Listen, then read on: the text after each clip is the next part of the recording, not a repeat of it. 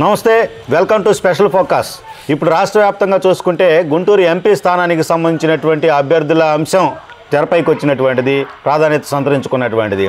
రాజధాని అమరావతి ఏదైతే చంద్రబాబు హయాంలో ఏదైతే గతంలో జరిగినటువంటి అభివృద్ధి కావచ్చు, ఇక టీడీపీ గవర్నమెంట్ వస్తే కనుక అమరావతి అనేటటువంటి దానికి రాష్ట్ర వ్యాప్తంగా రాజధాని హోదాగా ఉండేటటువంటి పరిస్థితుల్లో ఆ ప్రోటోకాల్కి సంబంధించి కావచ్చు, ఆ ప్రాధాన్యతకు సంబంధించినటువంటి నేపథ్యంలో గుంటూరు ఎంపీ సీటు కోసం పోటీ ఎక్కువ నెలకొంది. దీనికి సంబంధించి ముఖ్యంగా టీడీపీ అభ్యర్థిగా భాష్యం రామకృష్ణ పేరు వినిపిస్తుంది. ఆయనకు దాదాపుగా ఖరారైందనేటటువంటిది సమాచారం.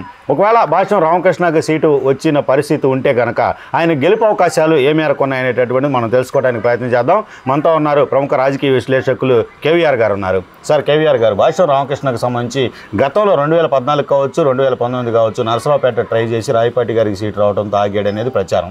ప్రస్తుతం గుంటూరు ఎంపీ గల్లా జయదేవ్ తప్పుకున్న నేపథ్యంలో భాష్యం రామకృష్ణకే సీటు ఖరారైనట్టు తెలుస్తుంది. ఒకవేళ భాష్యం రామకృష్ణకే సీటు ఇస్తే గెలుపు అవకాశాలు ఎలా ఉన్నాయని చెప్పుకోవచ్చు? నవ్య ఆంధ్రప్రదేశ్లో త్వరలో మూడోసారి ఎన్నికలు జరగబోతున్నాయి. అంటే తెలుగు రాష్ట్రాల విభజన తర్వాత 2014లో మొదటిసారి, 2019లో రెండోసారి, 2024 మూడోసారి ఎన్నికలు జరగబోతున్నాయి. విభజన తర్వాత అమరావతి కేంద్రంగా, అంటే తుళ్ళూరు మండలం కేంద్రంగా నవ్య ఆంధ్రప్రదేశ్ రాజధాని అమరావతి పేరుతో ఏర్పాటు చేశారు. అది ఇప్పుడు నైసర్గికంగా తీసుకుంటే అమరావతి రాజధాని మొత్తం గుంటూరు లోక్సభ పరిధిలో ఉంది. దాంతో ఈ నియోజకవర్గానికి ఎంతో ప్రాధాన్యత పెరిగింది. 2014-19లో వరుసగా గుంటూరు లోక్సభ సీట్ని తెలుగుదేశం పార్టీ గెలుచుకుంది. 2019లో కూడా ఒక్క ఛాన్స్ పేరుతో రాష్ట్ర వ్యాప్తంగా వైసీపీ సునామీ సృష్టించిన గుంటూరులో మాత్రం గల్లా జయదేవ్ రెండోసారి గెలుపొంది తన స్థానాన్ని నిలబెట్టుకున్నారు. రకరకాల కారణాల వల్ల ఆయన రాజకీయాల నుంచి వైదొలగడంతో ఇప్పుడు గుంటూరు టీడీపీ టికెట్ కోసం ఆశించే వాళ్ళ సంఖ్య పెరిగింది. దానికి కారణం ఏంటంటే ఒక బలోపేతంగా పార్టీ స్ట్రాంగ్గా ఉంటాం. 2019లో కూడా 6 శాసనసభ స్థానాలు వైసీపీ గెలుచుకున్నా కూడా జయదేవ్ ఎంపీగా గెలుపొందారు. వీటన్నిటిని పరిశీలిస్తే ఇప్పుడు ఈ సీటు యొక్క ప్రాధాన్యత పెరిగింది. గతంలో కూడా, అంటే ఉమ్మడి ఆంధ్రప్రదేశ్లో కూడా గుంటూరు లోక్సభ నుంచి హేమాహేమీలు ప్రాతినిధ్యం వహించారు. డాక్టర్ కొత్త రఘురామయ్య సుమారు 5-6 సార్లు ఇక్కడ ఎంపీ చేసి కేంద్రంలో సుదీర్ఘకాలం మంత్రిగా పనిచేశాడు. తర్వాత ఆచార్య ఎన్జి రంగా హ్యాట్రిక్ సాధించారు గుంటూరు నుంచి. తర్వాత రాయపాటి సాంబశివరావు గుంటూరు నుంచి 4 సార్లు ప్రాతినిధ్యం వహించారు. తర్వాత వైవి రావు, లాల్ జాన్ బాషా, ఆ కోవలనే జయదేవ్, ఇలా అనేక మంది గుంటూరు కేంద్రంగా తమ రాజకీయాలు కొనసాగించారు. పార్లమెంట్లో గుంటూరు ఎంపీగా గుర్తింపు పొందారు. ఇప్పుడు నవ్యాంధ్రప్రదేశ్ రాజధాని మొత్తం గుంటూరు పార్లమెంట్ పరిధిలో ఉంటాం. సెక్రటేరియట్, హైకోర్టు, తర్వాత ఆచార్య ఎన్జి రంగా వ్యవసాయ విశ్వవిద్యాలయం, ఆచార్య నాగార్జున విశ్వవిద్యాలయం, తర్వాత ఎయిమ్స్, ఇట్లాంటి ప్రముఖ సంస్థలు, Guntur medical college, Guntur government general ప్రభుత్వ వైశాలు, ఇలా రకరకాలుగా ఉండటం. గుంటూరు కార్పొరేషన్, గుంటూరు సీటుకి బాగా డిమాండ్ పెరిగింది. ఇప్పుడున్న పరిస్థితుల్లో రాజధాని తరలింపు అనే అంశం వైకాపా ప్రభుత్వంలో ఒక 3 ఏళ్ల నుంచి కొనసాగుతున్న దీర్ఘకాలిక ఎజెండాగా ఉంది ఆ రైతుల ఉద్యమం. దాంతో అమరావతి, మంగళగిరి 2 నియోజకవర్గాల్లో తెలుగుదేశానికి స్పష్టమైన ఆధిక్యత కనిపిస్తూ ఉంది. ఇప్పుడున్న పరిస్థితిని మనం బ్యారేజ్ చేసుకుంటే జనసేన తెలుగుదేశం పొత్తు వలన తెనాలి, తర్వాత రాజధాని సమస్యల వల్ల మంగళగిరి, తాడికొండ, ఈ 3 అసెంబ్లీ నియోజకవర్గాలనే టీడీపీ ఎంపీ అభ్యర్థికి సుమారుగా 70-80 వేల మెజార్టీ ఆధిక్యత వచ్చే అవకాశం ఉంది. ఈ కారణాల రీత్యా జయదేవ్ పోటీ చేయనంటాం. దాంతో ఇప్పుడు ఆశించే వాళ్ళ సంఖ్య పెరిగింది. ప్రధానంగా ఈ ప్రాంతానికి చెందినటువంటి భాష్యం విద్యా సంస్థల అధినేత రామకృష్ణ, అంటే 2019లో కూడా సీటు ఆశించారు. ఇప్పుడు జయదేవ్ పక్క వెళ్ళడంతో భాష్యం రామకృష్ణ సీటు అడుగుతున్నారు. దానితోడు పెమ్మసాని చంద్రశేఖరన్ ప్రవాసాంధ్రుడు ఎన్ఆర్ఐ కూడా సీటు అడుగుతున్నారు. దీంతో వీళ్ళిద్దరి మధ్య పోటీ తీవ్రంగా నెలకొంది.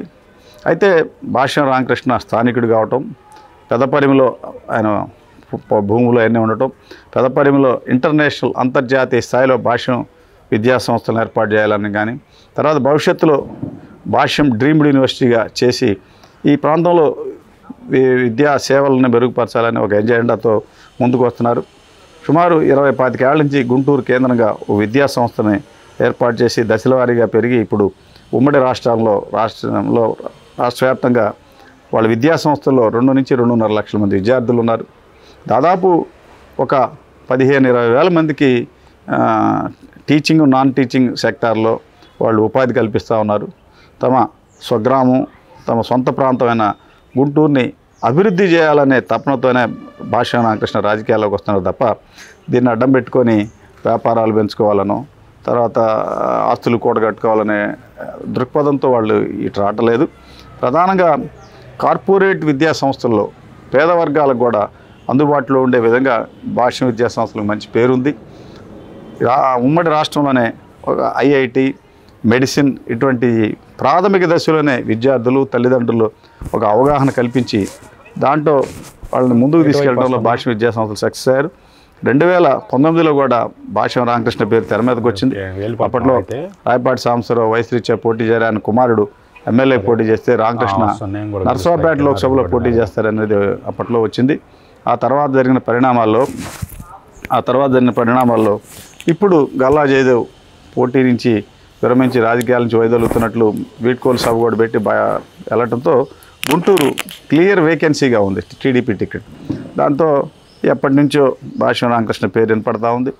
గుంటూరులో ఉన్నటువంటి తెలుగుదేశం పార్టీలో అనేక మంది సీనియర్ నేతలు కూడా రామకృష్ణ పేరుని ప్రతిపాదించారు. అయితే అధిష్టాన వర్గం ఇంకా అభ్యర్థిత్వాన్ని ఖరారు చేయలేదు. ఇప్పుడు గుంటూరులో భాష్యం రామకృష్ణకి సీట్ ఇస్తే ఉమ్మడి తెలుగు రాష్ట్రాల్లోనూ తర్వాత నవ్యాంధ్రప్రదేశ్లో కూడా రాష్ట్ర వ్యాప్తంగా భాష్యం విద్యా సంస్థల్లో పనిచేసే సిబ్బంది విద్యార్థులు తల్లిదండ్రులు వాళ్ళంతా కూడా టీడీపీ అభ్యర్థులకు సహకరిస్తారు అనేటువంటి ఒక ఆలోచన కూడా తెలుగుదేశం పార్టీ వర్గాల్లో ఉంది. అంటే గతంలో నారాయణ విద్యా సంస్థల చైర్మన్ నారాయణకు మంత్రి ఇచ్చి ఎమ్మెల్సీ చేసి తర్వాత నెల్లూరులో టికెట్ అవకాశం కల్పించారు. అప్పట్లో రాష్ట్ర వ్యాప్తంగా తెలుగు రాష్ట్రాల్లో కూడా నారాయణ విద్యా సంస్థలు ఏకపక్షంగా తెలుగుదేశం పార్టీకి మొగ్గాయి. అదే తరహాలో భాష్యం విద్యా సంస్థలు రామకృష్ణకి సీట్ ఇస్తే విద్యా సంస్థలు సిబ్బంది teaching staff non teaching staff తర్వాత తల్లిదండ్రులు పిల్లలు ఇట్లా వీళ్ళంతా ఒక ఓట్ బ్యాంక్గా టీడీపీకి ఉపయోగపడతారనేటువంటి ఒక దీర్ఘకాలిక ఆలోచనతో రామకృష్ణ పేరు తెర మీదకి వచ్చింది. తర్వాత జేకేసీ కాలేజ్ పూర్వ విద్యార్థిగా రామకృష్ణ గుర్తింపు ఉంది. దీంతో రామకృష్ణకి సీట్ వస్తుందని చెప్పానని అందరూ భావిస్తున్నారు. ఇలా అయితే టికెట్ రేసులో రామకృష్ణ ముందుండారని చెప్తున్నారు. గుంటూరు మా లక్ష్మీపురం ఇటు రింగ్ రోడ్డు ఆ ప్రాంతాల్లో భాష్యం విద్యా సంస్థలే మొత్తం పిల్లలు తల్లిదండ్రులు పాఠశాలలు అదంతా మంచి ఆహ్లాదకరమైన వాతావరణం ఉంటుంది. మొదటి నుంచి కూడా వాళ్ళు తెలుగుదేశం పార్టీ అనే రాజకీయాలకు దూరంగా ఉన్నా కూడా తెలుగుదేశం పార్టీ అంటే అభిమానంగా ఉంటారు తప్ప గతంలో కాంగ్రెస్ అధికారంలో ఉన్నప్పుడు కూడా ప్రభుత్వానికి లాయల్గానే ఉంటారు. వరదలు కరువు ఇటువంటి సందర్భాల్లో పెద్ద ఎత్తున ఫండ్స్ విద్యా సంస్థల్లో ఉన్నటువంటి ఉపాధ్యాయులు బోధనేతర సిబ్బందులు అందరి దగ్గర నిధులు వసూలు చేసి ముఖ్యమంత్రి సహాయ నిధికి కోట్ల రూపాయలు ఇచ్చిన సందర్భాలు ఉన్నాయి. ప్రధానంగా ఇట్లా అనేక ప్రభుత్వ కార్యక్రమాల్లో భాగస్వాములుగా ఉన్నారు. దీన్ని దృష్టిలో పెట్టుకొని భాష్యం రామకృష్ణని గుంటూరు ఎంపీగా చంద్రబాబు లోకేష్ ఆయనకి టికెట్ ఇవ్వాలని ప్రయత్నాల్లో ఉన్నట్టు విశ్వసనీయ వర్గాలు చెబుతున్నాయి. ఏదైనా కూడా సోషల్ మీడియాలో కూడా పెద్ద ఎత్తున రామకృష్ణకి సీట్ ఇవ్వాలనేటువంటి ప్రతిపాదనలు వస్తున్నాయి. అయితే గల్లా జయదేవ్ తరువాత బురిపాలానికి చెందినటువంటి జయదేవ్ సమీప్ బంధు పెమ్మసాని చంద్రశేఖర్ ఎన్ఆర్ఐ పేరు ఖరారైనట్టుగా కొంతమంది చెబుతున్నారు. అయితే తెలుగుదేశం పార్టీ అధిష్టాన వర్గం ఇంతవరకు 2024 ఎన్నికల్లో పోటీ చేసే అభ్యర్థుల్లో సిట్టింగ్ ఎమ్మెల్యేల్లో ఉన్న తెలుగుదేశం పార్టీ సిట్టింగ్ ఎమ్మెల్యేలుగా ఉన్న 24 మందిలో 23లో 4 పార్టీ నుంచి వైదొలిగిన తర్వాత మిగిలిన 19 మందికి సిట్టింగ్ ఎమ్మెల్యేలకి సీట్లు ఖరారు చేశారు. తప్ప కొత్తగా మిగతా ఎక్కడా కూడా ఎంపీలు ఎమ్మెల్యేలకి ఇంతవరకు టీడీపీ సీట్లు ఖరారు చేయలేదు. దీంతో రామకృష్ణకి సీటు వస్తుందని చెప్పని ఎక్కువ మంది చెబుతూ ఉన్నారు. తర్వాత జేకేసీ కాలేజీ పూర్వ విద్యార్థుల దాంట్లో అసోసియేషన్లో కూడా రామకృష్ణ కీలక పాత్ర వహిస్తున్నారు.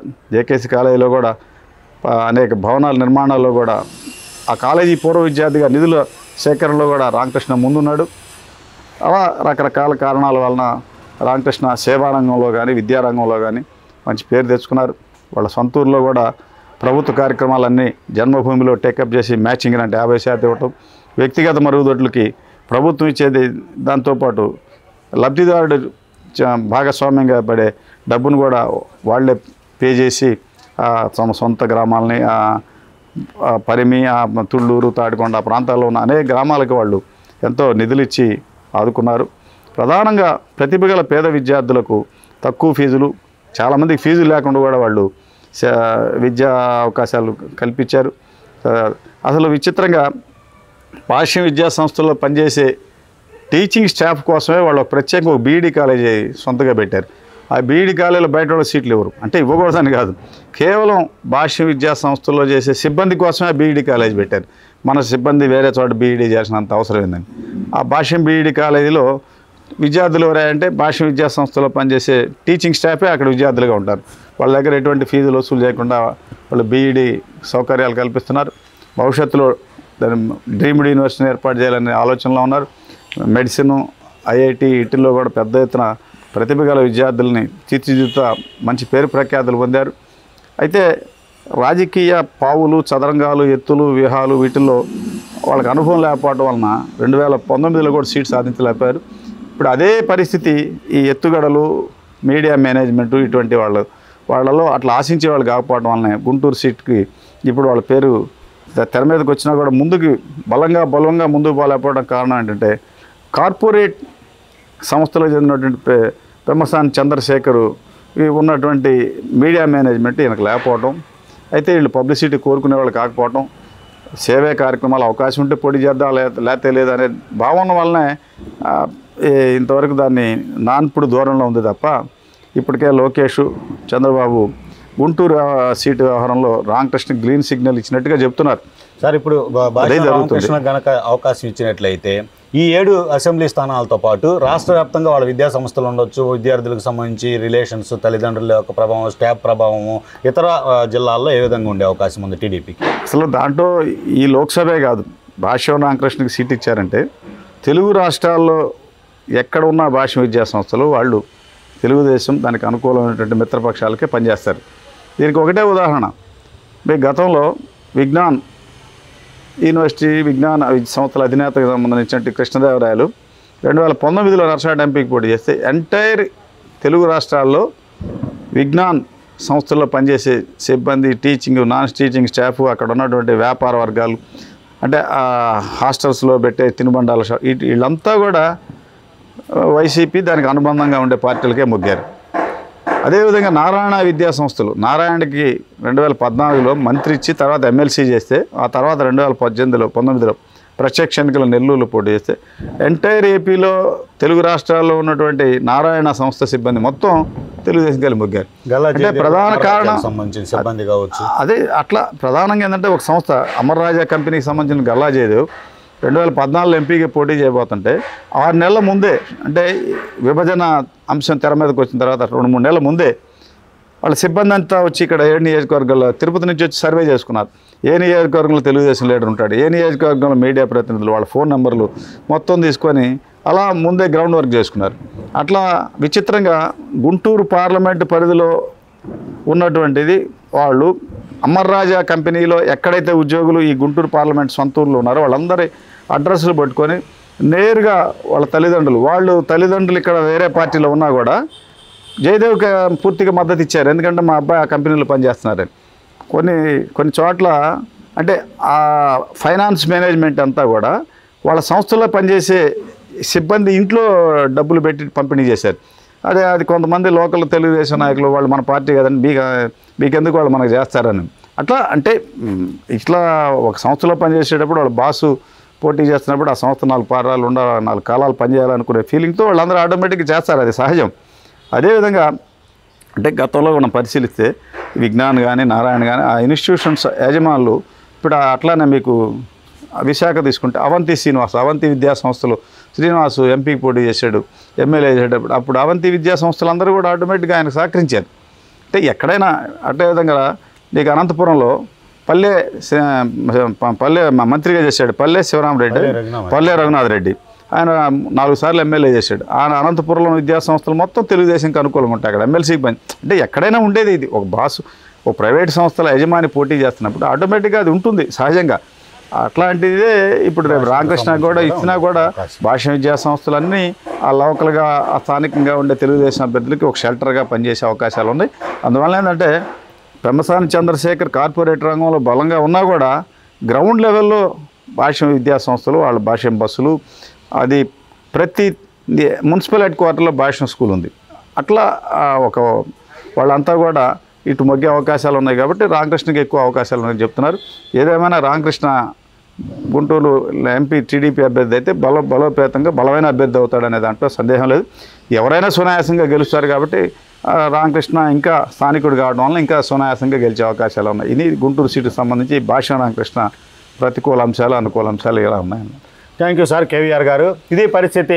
ఏదైతే భాష్యం రామకృష్ణ పేరుకు సంబంధించి తెరపైకి వచ్చినటువంటి నేపథ్యం చూసుకుంటే గుంటూరు ఎంపీ టీడీపీ అభ్యర్థిత్వానికి సంబంధించి అన్నీ కూడా అనుకూలమైనటువంటి పరిస్థితులే ఉన్నట్టు కూడా స్పష్టంగా తెలుస్తుంది. స్థానికుడు కావటం కావచ్చు, అలాగే ఆర్థిక పరిపుష్టి కలిగినటువంటి వ్యక్తి, ప్రచారం పబ్లిసిటీ అవసరం లేనటువంటి విద్యా సంస్థల అధినేతగా కూడా ఆయనకు గ్రౌండ్ లెవెల్లో అందరూ తెలిసిన పరిస్థితి. వివాదరహితుడు కావటంతో రాజకీయాల్లో కూడా ఎలాంటి వివాదాలు లేకపోవడంతో ఆయన్ను ఏదైతే 7 అసెంబ్లీ స్థానాలకు సంబంధించి టీడీపీ అభ్యర్థులు కూడా రామకృష్ణ అభ్యర్థిత్వాన్ని వ్యతిరేకించే పరిస్థితి మాత్రం కనిపించినటువంటి పరిస్థితి కనిపిస్తుంది. దీంతోపాటు రామకృష్ణకు ఎలక్షన్ చేయటానికి ఎవరైతే కార్యకర్తలతో పాటు తన ఇన్స్టిట్యూషన్స్లో ఉన్నటువంటి సిబ్బంది కావచ్చు, విద్యార్థుల తల్లిదండ్రులు కావచ్చు సపోర్ట్ చేసే అవకాశం మెండుగా ఉంది. అలాగే భాష్య రామకృష్ణకు గుంటూరు ఎంపీ స్థానం కనుక ఇచ్చిన పరిస్థితుల్లో ఆ ప్రభావం రాష్ట్ర వ్యాప్తంగా ఉన్నటువంటి ఏదైతే భాషా విద్యా సంస్థల స్టాఫ్ కావచ్చు, తల్లిదండ్రులతో ఉన్నటువంటి సన్నిహిత సంబంధాలు కావచ్చు, పార్టీకి అనుకూలంగా ఉండేటటువంటి పరిస్థితులు కూడా ఉన్నాయనేటటువంటిది కేవీఆర్ గారి విశ్లేషణలో తెలుస్తున్నటువంటిది. పోటీలో ఎంతమంది ఉన్నప్పటికీ కూడా అనుకూల అంశాలకు సంబంధించి ప్రస్తుతం చర్చ అయితే గతంలో నారాయణ విద్యా సంస్థలు కావచ్చు, ఇతర సంస్థల